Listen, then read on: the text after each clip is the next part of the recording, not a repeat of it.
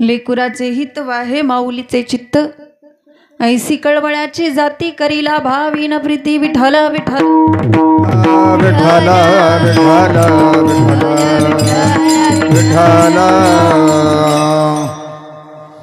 प्रस्तुत प्राप्त प्रसंगी प्राप्त स्थळी कीर्तनरूपी सेवेकरता घेतलेला भंग वारकरी संप्रदायाच्या कलशस्थानी विराजमान असणारे जगद्गुरु जगद्वंदनीय श्रीमंत श्री तुकोबाराय यांचा सर्वांच्या परिचयाचा उत्कृष्ट असा आणि संतांचं वर्णन आईच्या बरोबरीने व्यक्त करणारा हा अभंग सेवेसाठी विठ्ठल विठ्ठल विठ्ठल विठ्ठल विठ्ठल। या अभंगामध्ये संतत्वाला मातृत्वाची उपमा दिलेली आहे। आपण जर विचार केला तर संतत्व हे खूप महान आहे आणि मातृत्व हे खूप लहान आहे, मग तरी पण मातृत्वाची उपमा संतत्वाला का?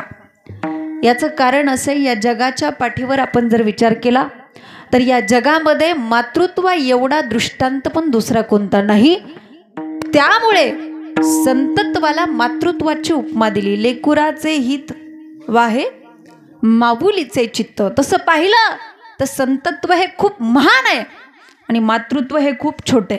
संतत्व किती मोठं आहे, अणुरेणू या थोकडा तुका आकाशा एवढा, परंतु तरी सुद्धा या जगामध्ये आपण विचार केला तर मातृत्व हे खूप मोठं आहे। आईसारखं प्रेम, व्यापक प्रेम जगात कोणतंच नातं करू शकत नाही। त्यामुळे आईचं या ठिकाणी जे उपमा आहे, मातृत्व आहे, ते संतत्वाला त्या ठिकाणी जोडण्याचा प्रयत्न केलेला आहे। विठ्ठल विठ्ठल विठ्ठल विठ्ठल विठ्ठल विठ्ठल विठ्ठल विठ्ठल विठ्ठल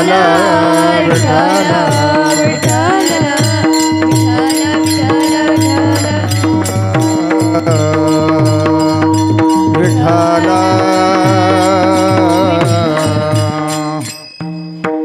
समय वाटल्यास पेटवा दे, समय लावा आणि ते उदबत्तीचं ते ताटामध्ये ठेवते, उदबत्तीचं ताटामध्ये ठेव।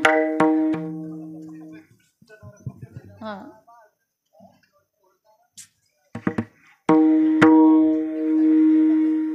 थोडंसं इकडं सरा, इकडं। हां, इथं मध्ये जागा ठेवा, सरा इकडं, तुम्ही इकडं सरा। हां, सर इकडं, अजून इकडं। हां, विठ्ठल विठ्ठल विठ्ठल विठ्ठल विठ्ठल विठ्ठल। अभंगावरती बोलण्यापूर्वी थोडासा परिहार देणं वक्त्याचं आद्य कर्तव्य आहे। याने आज या ठिकाणी ज्या निमित्ताने आपण सर्वजण एकत्रित झाला, उपस्थित झाला, निमित्त सर्वांना माहिती आहे म्हणून तर आपण या ठिकाणी आला, पण सांगणं माझं कर्तव्य आहे। आज या ठिकाणी ज्या मातेचं प्रथम वर्षश्राद्ध आहे, पुण्यस्मरण आहे, ती माता सौभाग्यवती कैलासवासी इंदुबाई शंकर लोणकर या मातेच्या प्रथम वर्षश्राद्धाच्या निमित्ताने आजची ही कीर्तनरूपी सेवा या परिवाराने या ठिकाणी मला त्या निमित्ताने निमंत्रित केलं, त्याबद्दल या परिवाराचं मी आभार मानते। आपल्या आईच्या ऋणातून उतराई होण्यासाठी या परिवाराने आज या ठिकाणी सुंदर असं नियोजन केलं। तसं पाहिलं, आईच्या ऋणातून कधीच कोणाला उतराई होता येत नाही। अगदी त्या आईच्या चरणावरती मस्तक ठेवून आपण आपला प्राण जरी सोडला तरी आईच्या ऋणातून कधीच कोणाला उतराई होता येत नाही। पण हे वर्षश्राद्ध म्हणजे काय? आपल्या आई वडिलाच्या ऋणातून उतराई होण्यासाठी, उपकारातून उतराई होण्यासाठी केलेला थोडासा प्रयत्न, केलेला अंशतः प्रयत्न म्हणजे वर्षश्राद्धाचा विधी। आणि म्हणून या परिवाराने आई गेल्याच्या नंतर पूर्ण 1 वर्षानंतर हा विधी हा परिवार करतोय।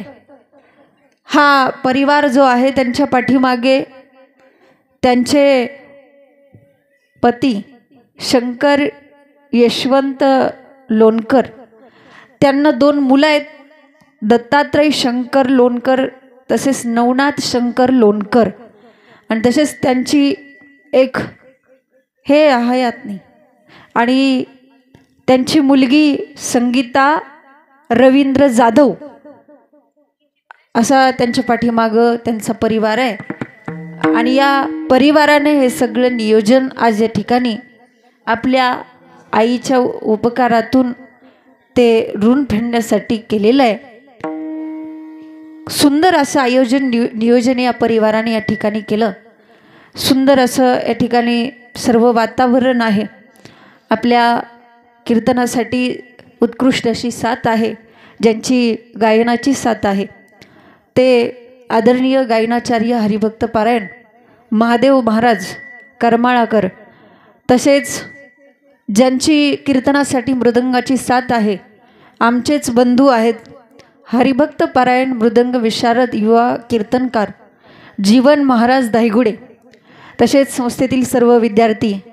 या ठिकाणी आपला कार्यक्रम ज्यांच्यावरती डिपेंड आहे ती माईक सिस्टीम, अशी सर्वांची साथ या ठिकाणी उपस्थित असणारा सर्व श्रोतृवर्ग, सर्व पाहुणे रावळे, आप्तेष्ट नातेवाईक, सगळे सोयरे सगळे, आणि सर्वांच्या उपस्थितीमध्ये आणि सर्वांच्या सहकार्याने सर्वांच्या साथीने आपल्या कार्यक्रमाला लाभलेलं सौंदर्य. विठाला विठाला विठाला विठाला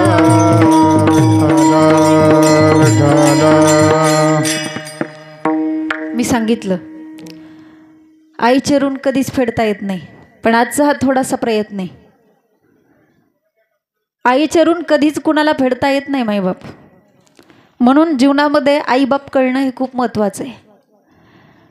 ज्यांना आईबाप कळाले त्यांना देव कळाला, पण ज्यांना आईबापच कळत नाही त्यांना देव कळणं कठीण आहे. ज्यांना आई वडिलांना प्रसन्न करता येतं त्यांना देव आपोआप प्रसन्न होतो.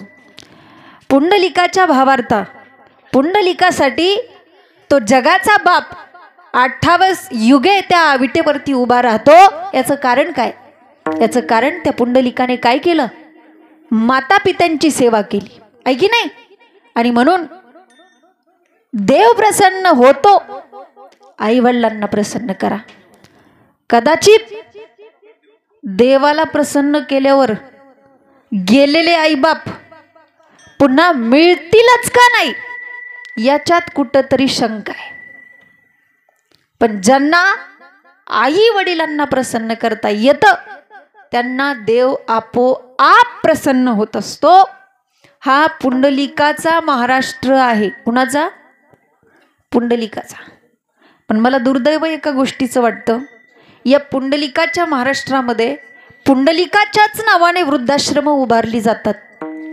म्हणजे वृद्धाश्रमालाच नाव दिलं जातं भक्त पुंडलिक, आहे की नाही?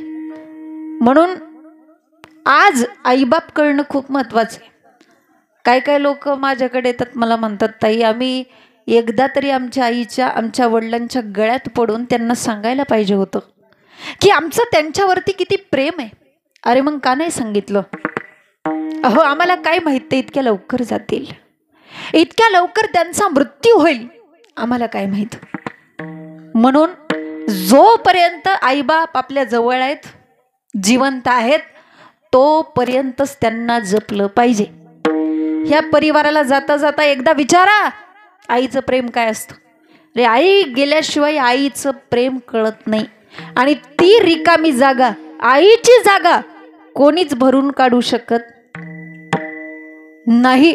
एकदा का तुमची आई गेली, तुमच्या जीवनातलं तुमच्यावरती खरं प्रेम करणारं कुणीतरी गेलं.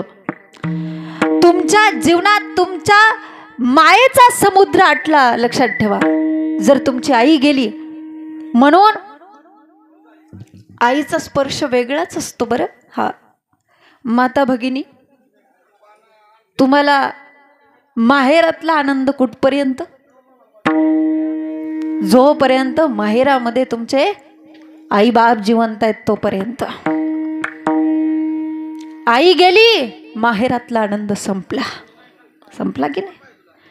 तुम्ही किती दमून भागून तुमच्या माहेरी जाऊ द्या आणि तुमच्या म्हाताऱ्या आईने नुसता असा गालावरून जरी हात फिरवू द्या, बरं वाटतं की नाही? कारण आईच्या स्पर्शामध्ये तेवढी ताकद असते. पुरुष मंडळी, तुम्ही किती दमून भागून घरी येऊ द्यात आणि तुमच्या आईने नुसता असा पाठीवरून हात फिरवू द्यात, दिवसभराच्या कामाचा कंटाळा कुठं गायब होतो हे पण कळत नाही. एवढी ताकद आईच्या स्पर्शामध्ये असते.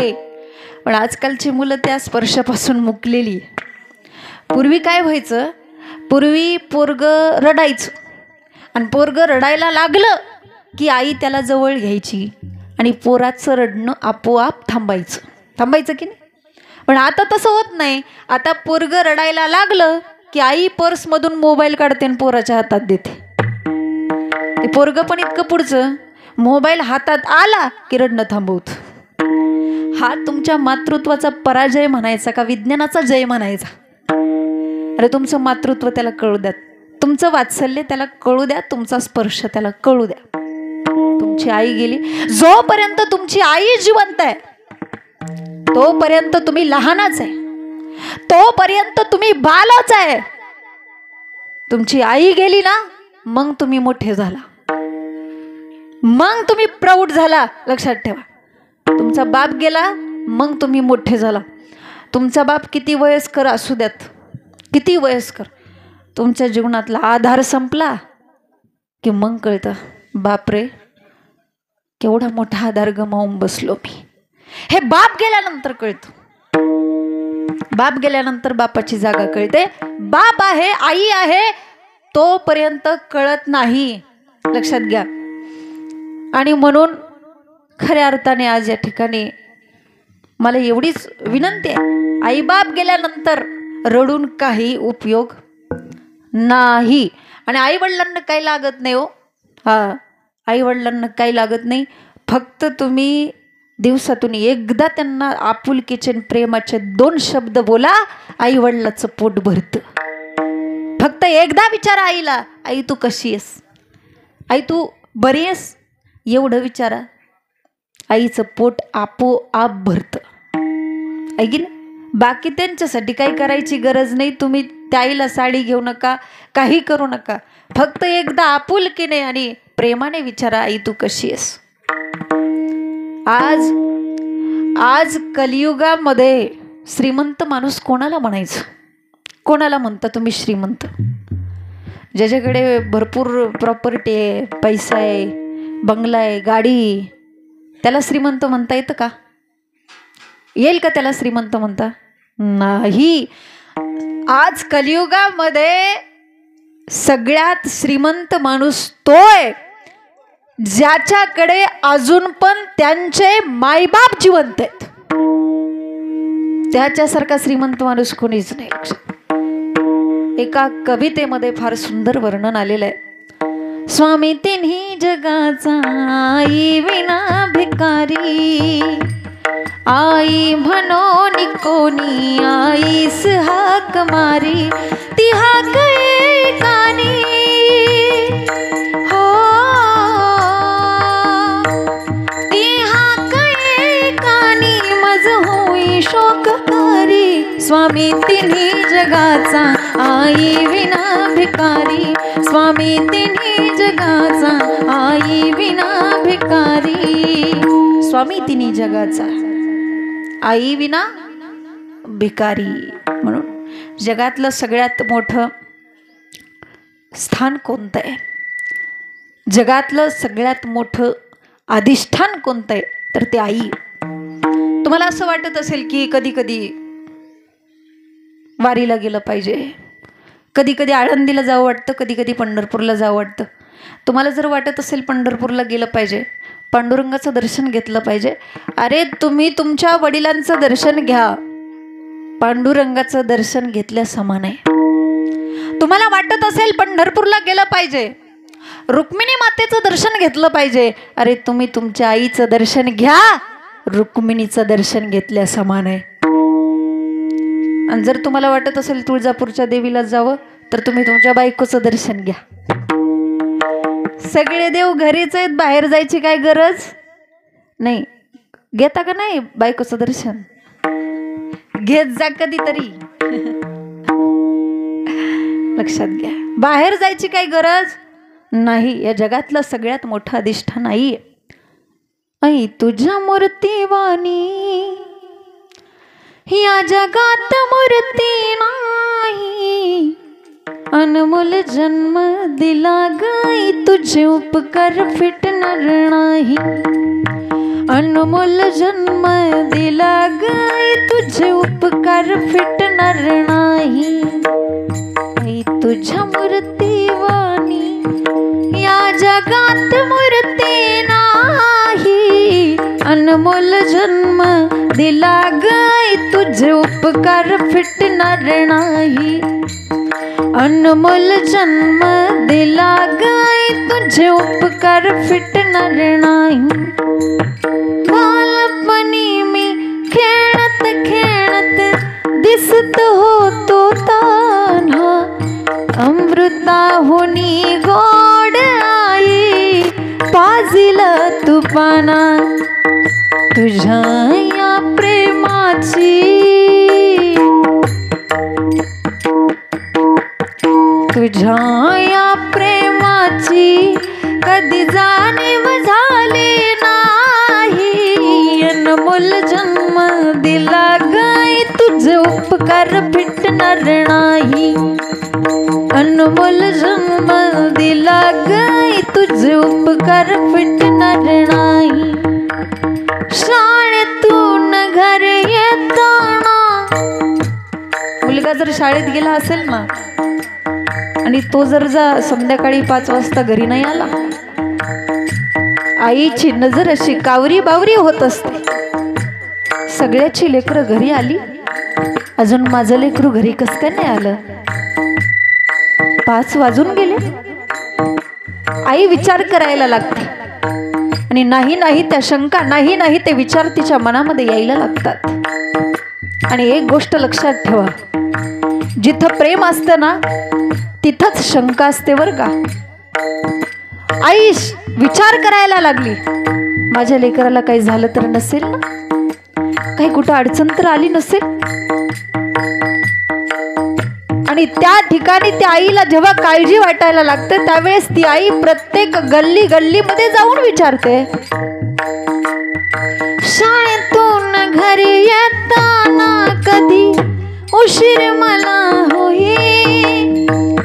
गल्लोगल्ली पाहत फिरशी मला तू गाई.